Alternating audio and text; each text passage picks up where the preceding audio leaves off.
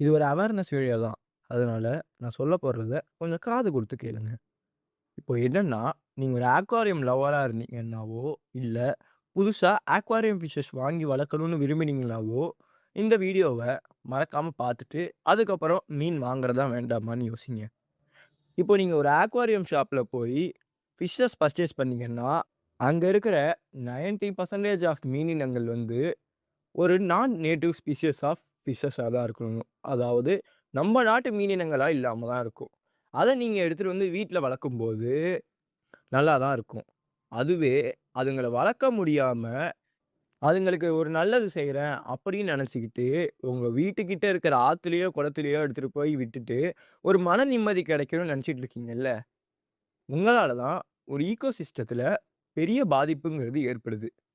என்ன சொல்ல வரேன்னா, இப்போ சோசியல் மீடியால பார்த்தீங்கன்னு வைங்களேன், ஷார்ட்ஸ்லயோ, ரீல்ஸ்லயோ நெறைய பேர் மான்ஸ்டர் ஃபிஷஸ் வளர்க்கறத பார்த்துட்டு, நமக்கும் ஒரு ஆசை வரும். நம்மளும் இது மாரி மான்ஸ்டர் ஃபிஷஸ் வாங்கணும்னு. அப்படி நீங்க வாங்கி வளர்க்கும்போது, சின்ன சைஸ்ல தான் வாங்கி வளர்த்துருப்பீங்க. அது வளர, வளர உங்களால பெரிய ஸ்பேஸ் குடுக்காத நெலம வரும்போது, நீங்க என்ன பண்ணுவீங்க? அதுங்கள ஆத்துலயோ, குளத்திலயோ போய் விட்டுருவீங்க. அதுங்கலாம் நம்ம நேட்டிவ் ஃபிஷஸே கிடையாது. அதனால என்ன ஆகும்னா, அங்க இருக்கிற நேட்டிவ் ஃபிஷஸ்க்கு பெரிய பாதிப்ப ஏற்படுத்தும். என்னென்ன பாதிப்ப ஏற்படுத்தும்னா, முதல் பாதிப்பு பார்த்தீங்கன்னா, கண்டிப்பா நம்ம அக்வாரியம்ல வளர்க்கிற மீனினங்களுக்கு ஏதாவது ஒரு டிசீஸ்ங்கிறது அஃபெக்ட் ஆயிருக்கும். அந்த டிசீஸ் அங்க இருக்கிற மத்த நேட்டிவ் ஃபிஷஸ்ங்கள அஃபெக்ட் பண்ணி, அதுங்க உயிருக்கே பெரிய பாதிப்பு ஏற்படுத்துதுங்க. அது மட்டும் இல்லாம, நேட்டிவ் ஃபிஷஸ்க்கு நீங்க விடுற மீனினங்களால உணவு பற்றாக்குறை வந்து, உணவு பஞ்சத்தாலேயே அந்த நேட்டிவ் ஃபிஷஸ் இறக்க நேரிடும். ஸோ, இதனால என்ன நடக்குதுன்னா, நம்ம நேட்டிவ் ஃபிஷஸோட பாப்புலேஷனே டிக்ளைன் ஆகிட்டு இருக்கு. அது மட்டும் இல்லாம, நீங்க அந்த அக்வாரியம் ஃபிஷஸ ரிவர்லயோ, பாண்ட்லயோ ரிலீஸ் பண்றதுக்கு முன்னாடி, அங்க ஒரு ஹெல்த்தியான ஃபுட் செயின் ப்ராசஸ் ஒண்ணு நடந்துட்டு இருக்கும்.